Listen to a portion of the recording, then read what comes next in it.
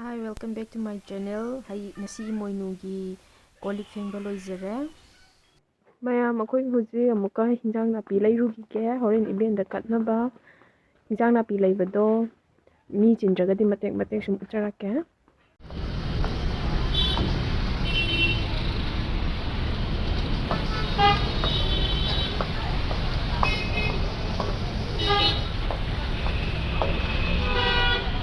Miyam chingman kidana hinjang po napi leiba pochai leibadudi utpa ngamjadre aduna halakpada oina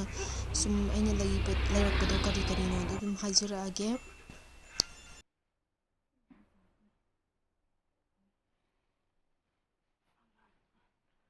Koi kaithen karoga halae sida pochai kara leijare laida katnaba yamdi yamde mayamna yamna urisina keno koi mau ani punchanbane se ado salaire Huzik laida katnaba sim saba loiraga angamba khara katchare Emoinu ibenda ado aina laida katnaba kai sengbada swaida loina chaire si avoid tawbiro sisina aigi chakhu mamang maning yana khagi duk thangmai thajare tuka huzik amuka mathakta kakat jagadawri mathakta aigi thongjimpanda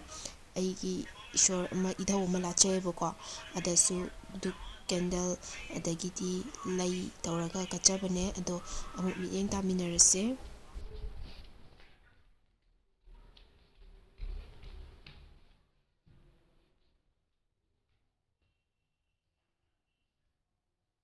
sida laizare aigi thongjimpanda aina idhaw ama khoiramjabane ado sasu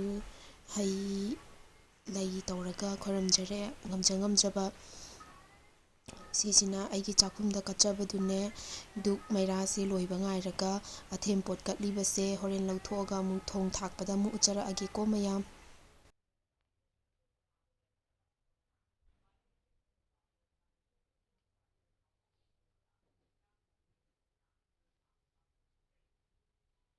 sida laizare aina aigi chakhumda lakchaba eben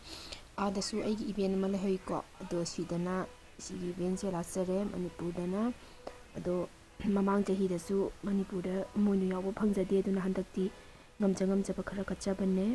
sida champhut ki mayan semba loiraga leire perukka gajarga hawai thrak mapung khara hapchalle sidana nga toithoi thongbagi machan duga sidana pochai khara semgena tawri hathu tawbada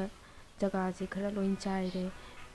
sidana Yongchak ka allu angangbiga morokka ironaba aidi loklei pulai se chaba hainajadebako aduna sikhak tawjare nga se semjarage sida thengju thengjale aduna sasa tawbada ai matek khang lawjara abani video se nga semba loire se leire sina tawnaba duga sina toithong thongnaba akhoi mi yamdebako aduna nga se yam tawdre sida nga tawba hawgatle aduga sidana toithong thongnaba alu ga khamin simba kai hana ngaure nga tawba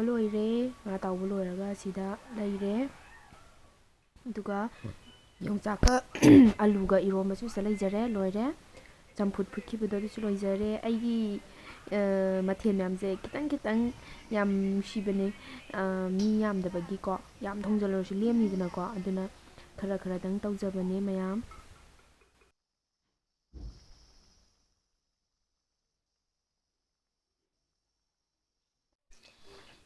chakluk semba loire ibengi duk maira tawraga ibengi chak thare mathenje ahum khakta oina tawre changsi changtanaba sida akoi phunga leitabani ko maiphuda khara haugatle ibengi chakluk thabada sidana akoi hujik akoidagi cha hinjang thangae khoi iche khoisu pulapna tawraga moida pulapna chaminare nga mathen hanadi ningthem pukhi panse maiga thalaga am chaun doiko Emoinu erat pase handakti pungmam mamme ado mayam